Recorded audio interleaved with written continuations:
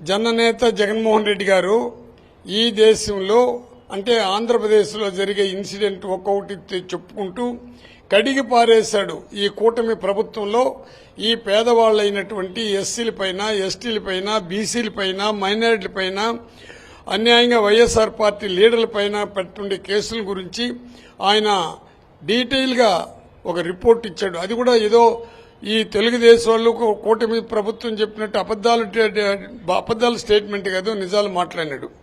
అక్కడ రవితేజ అనే ఒక వ్యక్తి ఆయన ఏం చేశాడంటే అంతా అయిపోయినాక, సార్ ఈ విధంగా మీరు ఈ విధంగా రెప్ప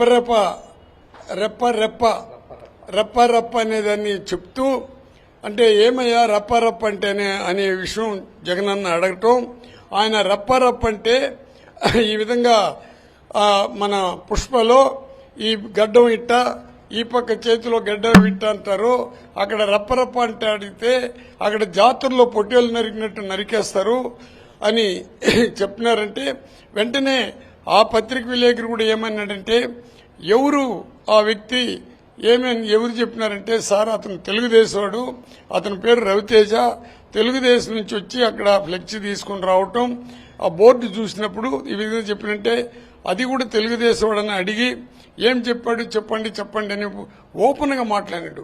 జగన్మోహన్ రెడ్డి ఎప్పుడు కూడా ఎవరిని నరికేమని చెప్పలా, దాన్ని చూసి జ్ఞానం ఉండేవాళ్ళు, మానవత్వం ఉండేవాళ్ళు మళ్ళీ ఒక తూరు కూడా చూడమంటున్నాను. అందుకు ఆయన ఏమన్నాడంటే తెలుగుదేశం వ్యక్తి ఇటువంటి బాధపడుతుంటే ఆ పార్టీకి ఓటేసిన వాడే బాధపడి వాళ్ళకి చంద్రబాబు ద్వారా కుటుంబ ప్రభుత్వం ద్వారా పనులు జరగలేదు కాబట్టి ఆ విధంగా చెప్పినాడు. అతను మనోధైర్యం ఆ విధంగా మాట్లాడినది దాంట్లో తప్పేముందని మాత్రం చెప్పడం జరిగింది. కానీ జగన్మోహన్ రెడ్డి ఎక్కడ కానీ మనుషులు నరకండి, తలకాయ తీయండి అని చెప్పలే. బుచ్చయ్య చౌదరి గారు వయసులో 80 సంవత్సరాలు, ఆయన ఒక బాధ్యత కలిగిన వ్యక్తి, 6-7 తూర్లు ఎమ్మెల్యే కూడా గెలవడం జరిగింది. ఆ బుచ్చయ్య చౌదరి నోట్లో నిజంగా ఎందుకు ఆ విధంగా మాట్లాడాల్సి వచ్చిందో, మానవత్వం నశించిపోయింది. అతను మనసున్న వ్యక్తి అయితే పర్వాలేదు, ఏ విధంగా ఇన్ని పర్యాలు గెలిచేదానికి ఆ ప్రజలు అతనికి పట్టం కట్టినారో నాకు అర్థం కల. చంద్రబాబు ఇన్ని తూర్లు గెలిచినా బుచ్చయ్య చౌదరికి ఒక పదవి కూడా ఇవ్వలే. కానీ చంద్రబాబు నాయుడు యొక్క ఆలోచన బుచ్చయ్య చౌదరికి ఇప్పుడు తెలిసింది.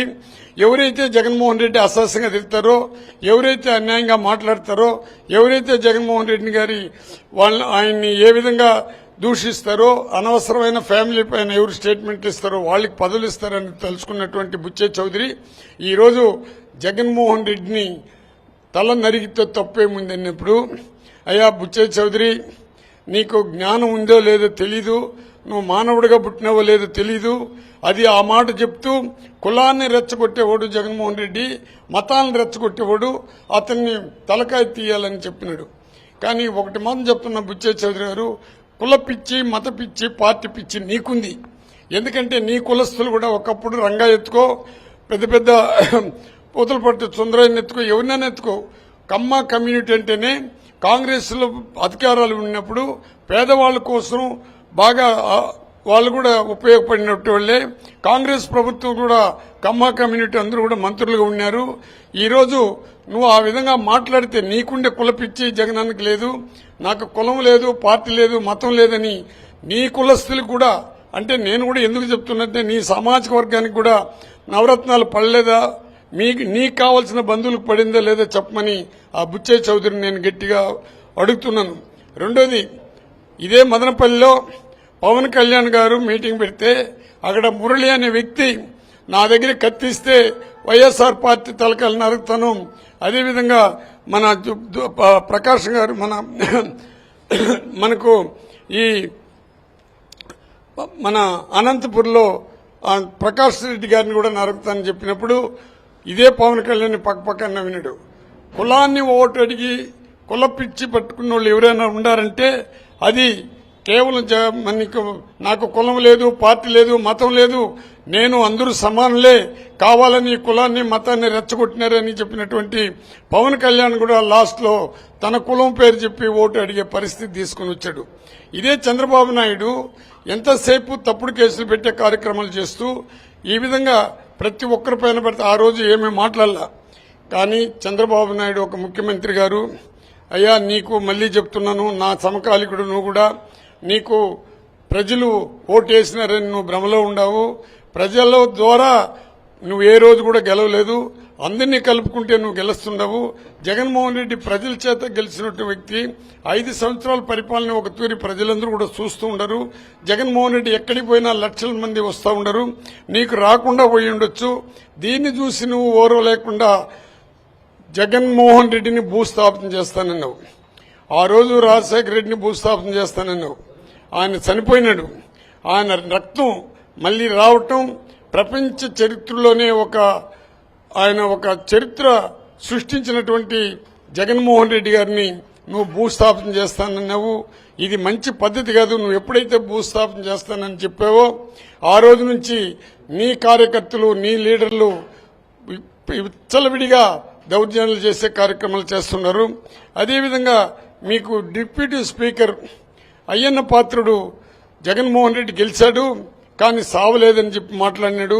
ఎందుకంటే మళ్లీ కానీ వదిలితే మళ్లీ ఆయన గెలిచినాడంటే మనల్ని పెట్టాడనే ఒక భయం ఆయనలో ఆవరించింది. మొన్న ప్రెస్ మీట్లో ఆయన ఏమన్నాడంటే, కమ్మ కమ్యూనిటీ నా పార్టీలో ఉంటే వాళ్ళపైన కేసులు పెట్టాలనా, వాళ్ళపైన ఎందుకు కేసులు పెట్టాలా, వాళ్ళు నాతో ఉన్నందువల్ల వల్ల వాళ్ళపైన కేసులు పెట్టాని వంశీ దగ్గర నుంచి కొడాలి నాన్న దగ్గర నుంచి రకరకాలుగా ఎన్ని మంది పైన మీరు కేసులు పెట్టినారో అన్ని మంది పేర్లు చెప్తే, మీ పార్టీకి సంబంధించినటువంటి ఆ సంఘ పెద్దలందరూ నిన్న వాళ్ళు మీటింగ్ పెట్టి ఏమని ఇచ్చినారంటే, జగన్మోహన్ రెడ్డి కమ్మోళ్ళని ఆశ్రయించుకొని మాట్లాడినాడు అని మాట్లాడడం జరిగింది.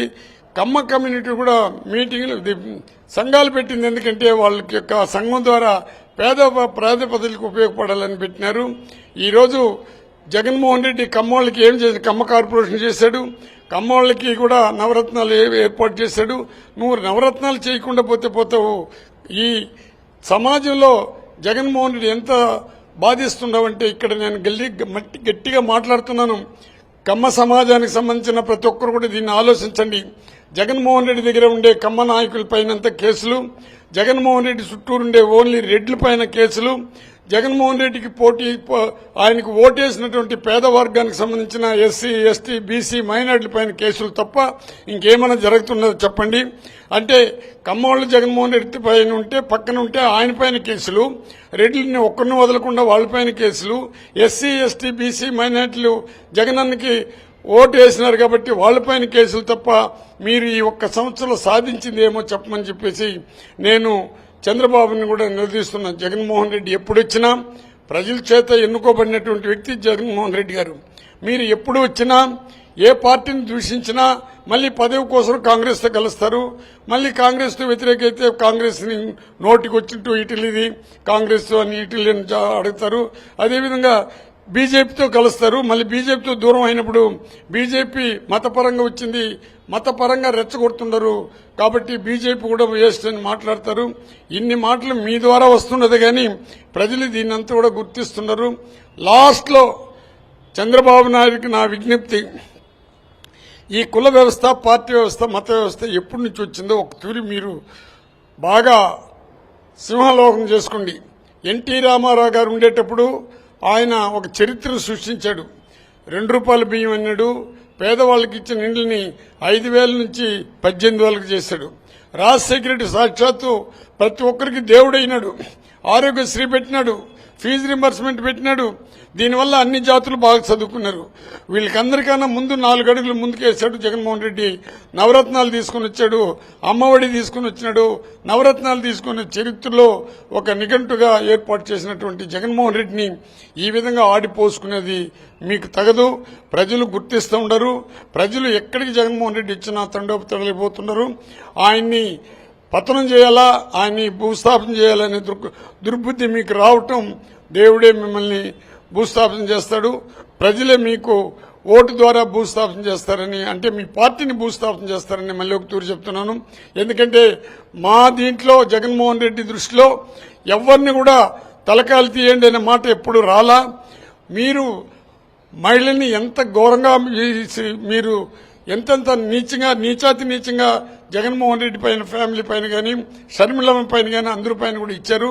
కానీ ఈరోజు నీ జాతికి సంబంధించినటువంటి ఆమె రేణుకా చౌదరి, ఆమెకి ఏమి సంబంధం ఉంది?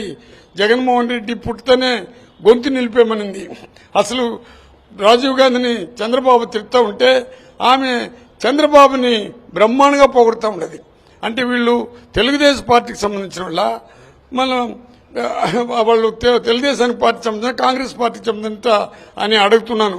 అదేవిధంగా షర్మిలమ్మ కూడా 24 గంటలు నిన్న కూడా నా చెల్లెళ్ళు షర్మిలమ్మ అన్నాడు జగనన్న. ఒక్క తూరి అది మీరు అర్థం చేసుకోండి అమ్మా. మీరు 24 గంటలు జగనన్న ఆడిపోసుకునే దాంట్లో మీరుండరు. ఈ విధంగా కులాలంతా ఒకటి ఆయన పైన పళ్ళ నీ కులమే అంటే చంద్రబాబు సామాజిక వర్గమే జగనన్న పైన ఇంత ద్వేషం పెంచుకున్నారు. ప్రజలందరూ కూడా దీన్ని ఆలోచిస్తున్నారు. చంద్రబాబుకు మరి ఒక తీరు విజ్ఞప్తి చేస్తున్నాను. మంచి పరిపాలన సూపర్ 6 నిర్ణయం చేశారంటే యోగా ప్రపంచ యోగా దినం అని పెట్టినావు మహానుభావ. ఆ యోగా అంటే మేమెవరు వద్దనలా. కావాలంటే 2 పీఈటీలు పెట్టు, టీచర్లు కూడా 4 నుంచి 5 గంటల వరకు అక్కడ బ్రహ్మాండంగా చెయ్యి. కానీ నిన్న చేసిన పొరపాటు ఎంత ఘోరాతి ఘోరం పదం అంటే పేద వర్గానికి సంబంధించినటువంటి గిరిజనులు 25,000 మందిని గిరిజనుల పిల్లగాయలు తీసుకొని పోయి వాళ్ళు కూడో రామచంద్రాన్ని అలమటించారు. అక్కడ ఒక్క తూరి ఆ సీన్ చూడండి. వీళ్ళు 25,000 మందిని విద్యార్థులు తీసుకుని పోయి వాళ్ళు పండుకునేదానికి లేకుండా వాళ్ళ బాధ ఏ విధంగా ఉందో ఒక తూరి మీరు ఆ టీవీలో చూడండి. అక్కడ జరిగిన ఇన్సిడెంట్ చూడండి. ఇదే మీరు చరిత్ర సృష్టించేది? అంటే యోగా చేసింది నేను తప్పని చెప్పలేదు, కానీ పేద పిల్లకాయల్ని విద్యార్థుల్ని తీసుకుని పోయి ఈ విధంగా వాళ్ళని కూడు లేకుండా వాళ్ళకి గుడ్డ లేకుండా చేయటం చాలా దారుణం. ఇదంతా ఒకనాటికి నీకు బుద్ధి చెప్పే రోజు వస్తుందని చంద్రబాబుకు మరి ఒకసారి విజ్ఞప్తి చేస్తున్నా.